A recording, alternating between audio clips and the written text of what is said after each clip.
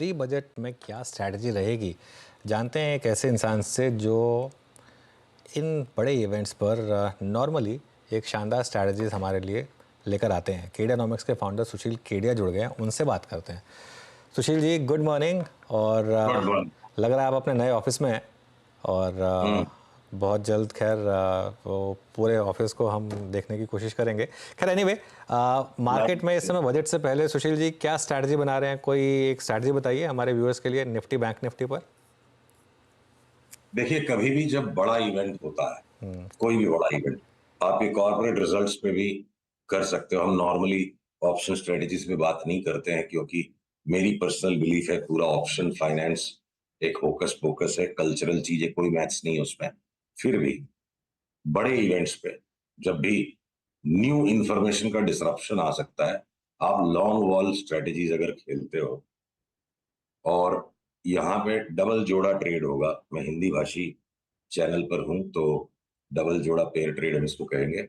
आप क्या करो कि कॉस्टली स्ट्रैडल बेच दो और सस्ते वाले स्ट्रैडल्स खरीद लो।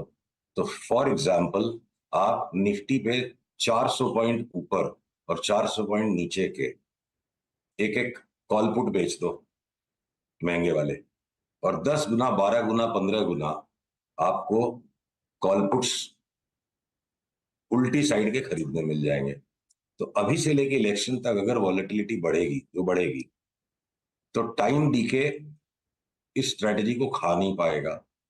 और जैसे ही एक ट्रेंड लेगा बाजार बड़ा, 300-400 पॉइंट झटके से निकल के अगर बाजार बड़ा ट्रेंड ले लेगा, तो दो में से एक साइड बड़ा पैसा बन जाएगा। ये ऑलमोस्ट लॉस फ्री स्ट्रेटजी होती है उनके लिए जो ट्रेंड आते के साथ बाकी के दो लेग काट देंगे। तो ये बड़े किसी भी इवेंट पर ये स्ट्रेटजी बिल्कुल फिट है, काम आती है। पर अगर हम साधारण मनुष्यों की बात करें और साधारण ही बन के काम करना ठीक है। ये ऑप्शन की ट्रेडिंग का झमेला, बहुत कम लोग पैसे उठा पाते हैं ऑप्शन ट्रेडिंग। 100 में से 99 लोग ऑप्शन में पैसा देते हैं। तो हम साधारण बात करें, पिछले 40-42 वर्षों में आप 47 बजट पकड़ लो, इंटरिम्स को भी ले लो, तो 92% प्रोबेबिलिटी है कि जो भी प्रिवेलिंग ट्रेंड है बजट के एक दिन पहले तक, पिछले 15 दिन का ट्रेंड, एक महीने का ट्रेंड, 45 दिन का ट्रेंड, बजट के बाद बाजार बिल्कुल उसका उल्टा हो जाता है। ऐसा क्यों होता होगा? जिस तरह के इमोशंस प्रिवेलिंग ट्रेडिंग में लोग किसी बड़े इवेंट के साथ बना लेते हैं, वो इमोशंस फुलफिल नहीं होते हैं। तो big events create a disenchantment, particularly the Indian budget. तो उसको मद्देनजर रखते हुए मुझे लगता है बजट के बाद अगर बहुत सारे सेक्टर्स को सरकार नए रूप में आई है, रिलीफ अगर देगी, तो प्री बजट रैली का इंतजार ना करते हुए हम प्री बजट करेक्शन का माइंडसेट बना के बैठे हैं कि यहां से किसी भी टाइम करेक्शन आ जाए। पीसीआर से अनुरोध है, देखिए बैंक निफ्टी की इस चार्ट को मेरे स्क्रीन से दिखाएं। चार्ट अगर आ गई है तो मैं कहता हूं कि बैंक निफ्टी का देखिए, ये जो रिसेंट अप ट्रेंड लाइन है टूट चुका है, अप ट्रेंड चला गया है और लास्ट 11-12 सेशन में साइडवेज ट्रेंड में। इस ट्रेंड का जो लो पॉइंट है 52-230, उसको ये तोड़ दे तो बैंक निफ्टी एक अच्छा खासा करेक्शन दे सकता है। पर एक ट्रेंड लाइन टूट गई, पहला शॉर्ट आ गया। अब शॉर्ट को जो डबल करने का लेवल है 52-5250, उसके नीचे जाए तो फिर ट्रेंड के हिसाब से बैंक निफ्टी शॉर्ट करने की है। निफ्टी में अभी भी थोड़ी सी गर्मी बनी हुई है। ये लास्ट 4 दिन से ही देखिए साइडवेज गया है और अभी भी ये बिल्कुल न्यू हाइस के करीब है। तो बैंक्स में करेक्शन आ जाए और आपके अडानी के स्टॉक चल जाए, कुछ सीमेंट के स्टॉक्स चल जाए, आईटी में भी थोड़ी जगह है, तो एक सेक्टोरल रोटेशन के हिसाब से बैंक्स का जो over bought over distributed stature है, शायद वहीं करेक्शन बने। बाकी बाजार का देखना पड़ेगा, बहुत एक्सेप्शनली स्ट्रांग मार्केट है। तो देखते हैं क्या होता है प्री बजट टेंडेंसी इस साल। ये तो है, खैर मार्केट में बहुत एक्सेप्शनली स्ट्रांग है इस समय। स्टॉक्स, टॉप स्टॉक्स क्या रहेंगे इस समय? सुशील, कोई स्टॉक स्पेसिफिक 2-3 स्टॉक्स जो इस समय सबसे अच्छे लग रहे हैं आपको? देखिए, आपकी एयरलाइन स्पेस में रंग आते जा रहा है। तो इंडिगो ने भी जो करेक्शन दे दिया था, अब शनय शनय शुरू हो गया। हम थोड़ा सा इंतजार कर रहे हैं। स्पाइस जेट ज्यादा वॉलेटाइल है, हो सकता है उसमें 15-20% तक की भी एक करेक्शन बने और उसको हम दबोचेंगे for a big mega move. तो एक आपकी जो भी डेवलपमेंट्स हैं, क्या पता क्रूड का बड़ा स्लाइड जस्टिफाई कर देगा कि एयरलाइन के स्टॉक्स में सस्टेन्ड अप मूव आ जाए 3-6 महीने। केमिकल्स में हम लगातार बरकरार रहेंगे। अब एचपीसीएल बीपीसीएल की चार्ट्स बिल्कुल तैयार हो चुकी हैं जोर से ऊपर का जंप लेने के लिए। आई थिंक खाली एक क्रूड के करेक्शन को जो इल्यूसिव सी मूव दे रही है क्रूड की चार्ट, वो थोड़ा करेक्शन एक्टिवेट जब हो जाए तो मुझे बीपीसीएल एचपीसीएल में लार्ज कैप्स में बड़ी मूव लगती है। हम कुछ शॉर्ट साइज में भी ट्रेड्स हैं। देखिए डॉक्टर रेड्डीज ने कल शॉर्ट सेल सिग्नल दे दिया, और ये चार्ट देखने के लिए अचंभा करने वाली लग सकती है। पीसीआर अगर कृपया इस चार्ट को दिखा पाए, मुझे डॉक्टर रेड्डीज में लगता है कि 6500 की अब तेजी नहीं है और ये 5000 का भी घर तोड़ दे। तो रोटेट हो रहे हैं स्टॉक्स।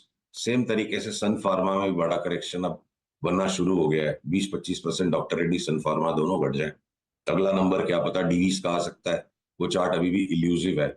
और अगर एसीसी अंबुजा जो अडानी के 2 सीमेंट स्टॉक्स जो लगता है बिल्कुल उनकी पीक पूरी हो गई, दुनिया भर के और दूसरे सीमेंट के स्टॉक्स हैं जहां मुझे लगता है अब से लेके दी 4 रुपया सीमेंट की बोरी का भाव बढ़ गया तो माल बेच दो। ये 4 रुपया 6 रुपये के फ्लक्चुएशन होते रहते हैं और ये सब सीजनल चीजें हैं। सीमेंट में सस्टेन्ड अप ट्रेंड है। लार्सन एंड टूब्रो बढ़ेगा। तो वही पुराने हमारे सारे बेट्स हैं। कोई एकदम से बाजार के इस लेवल पर बहुत नए नए स्टॉक्स को ढूंढने का भी मन नहीं करता, कितना संभालेंगे। अच्छा सुशील जी, अभी जिस दिन वो एचडीएफसी बैंक का क्रैक आया था उस दिन एसबीआई थोड़ा शूट अप हुआ, तो एक तुलना, ये पूरा बाजार तुलना कर रहा था, मैं भी कर रहा था, हम सब बात कर रहे थे इस पैनल पे कि क्या बैंक निफ्टी को एसबीआई संभालेगा, पीएसयू बैंक संभालेंगे। अगर एक कंपैरिजन करना हो बिटवीन पीएसयूज और प्राइवेट बैंक्स, और अगर अल्टीमेटली प्रश्न मैं ये पूछूं कि अगर बैंक निफ्टी को संभालना है, चलाना है, तो अब लीडरशिप किसके पास होगी, इस पर आपका नजरिया? वीरू, सबसे पहले तो मैं आपसे माफी मांगूंगा और आप एश्योर कीजिए आप मुझे माफ कर देंगे। आप एश्योर कीजिए, फिर मैं आंसर देता हूँ। हाँ कर कुछ देंगे नहीं सर, कोई चलेगा, दिक्कत की बात नहीं है, हम बुराई नहीं कुछ मानते नहीं सर। चलेगा, कुछ नहीं चलेगा। क्यों क्यों चलाना है हमको? हमको हमको कोई ने मैंडेट दिया है चलाना है? हाँ, नहीं चलेगा। नहीं चलेगा तो कैसे चलाएंगे? हाँ, तो एचडीएफसी क्यों, ये एसबीआई की चार्ट आप देखो। वो गाना था ना, जिसकी एक लाइन थी, सबका नंबर आएगा। हाँ, तो सबका नंबर आएगा बैंक्स में। मतलब ये एसबीआई की चार्ट जो है, इस पे कोई स्टैंप तो लगी हुई नहीं है कि ये जीवन भर बढ़ती ही रहेगी। ये भी बिल्कुल तैयार है और पूरी बैंक निफ्टी के साथ इसको भी ढेर होना है। तो यहाँ मतभेद है और इसलिए मैंने क्षमा याचना कर ली और थोड़े स्ट्रॉन्ग शब्दों में इसलिए कह रहा हूं कि जिनकी चार्ट, जिनकी सोच थोड़ी हटके होती है, इसमें ध्यान लोगों का लेट से जाता है। मैं अपनी गर्दन बाहर निकाल के बात करने को तैयार हूं, बिल्कुल भट्ठा बैठ जाएगा बैंकों का। तो एसबीआई चला देगा बैंक निफ्टी को, ये चला देगा, ये सब हमारी उम्मीदें हैं। एंड किसी भी बुल का सबसे बड़ा शत्रु उम्मीद होती है। उम्मीद पे दुनिया कायम है, बुल मार्केट कायम नहीं होते, बुल मार्केट वरीज पे कायम होते हैं। तो मुझे किसी भी बैंक की चार्ट में कहीं जगह नहीं दिखती कि किसी भी तरह से कोई तेजी हो जाए। कारण क्या बनेंगे वो आने वाला समय हमें दिखाएगा, न्यूज़पेपर में पढ़ लेंगे उन कारणों को। और सुशील जी, इसमें बुरा मानने वाली बात क्या है? मूल्य, प्राइस, प्राइस के दूसरी तरफ बायर होता है, एक तरफ सेलर होता है ना? इसमें बुरा क्या मानना? ठीक है, आपका व्यू कुछ और है, मैंने प्रश्न जो पूछा यहाँ पे इस कुर्सी की गरिमा रखते हुए प्रश्न पूछा सर, अच्छा आंसर था आपका। हाँ, अग्रिम क्षमा याचना नहीं नहीं नहीं, ऐसी कोई बात नहीं है। अच्छा, आज मारुति में एक बहुत स्ट्रॉन्ग मूव आया है और मारुति पे आप 12,800, 12,500, 13,000 के जोन में एक स्ट्रॉन्ग सेलर थे। आज की ये कैंडल आपको क्या कह रही है? या फिर आज जो एक बड़ा, आई थिंक यूपी सरकार का निर्णय है, wave of I think registration fee on hybrid cars, ये ऑटो में मारुति सबसे ज़्यादा, अगर आप देखें जिसे कहते हैं ना, आई मीन पेन में रहा ये स्टॉक। अभी मारुति पे आपका टेक?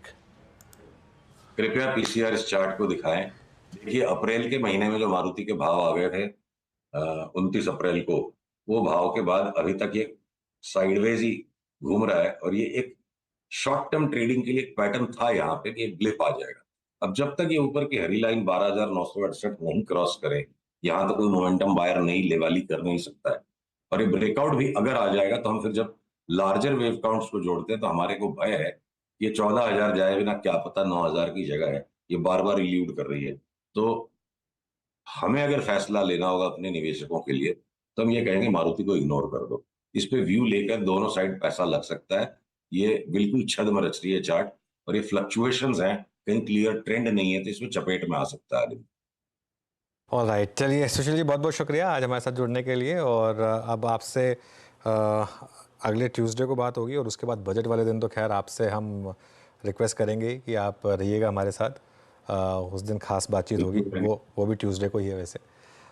चलिए शो को यहीं समेट लेते हैं। मार्केट इस समय ठीक है, मोमेंटम इस समय मिड कैप्स में है, हालांकि मिड कैप इंडेक्स कोलैप्स हुआ हायर लेवल से। निफ्टी लेकिन मोर और लेस उसी रेंज में है, 24,350 से 24,400 जो फर्स्ट रेजिस्टेंस था। नीरज जी आ गए ट्रेडर्स हॉटलाइन लेकर। Neeraj ji, good morning.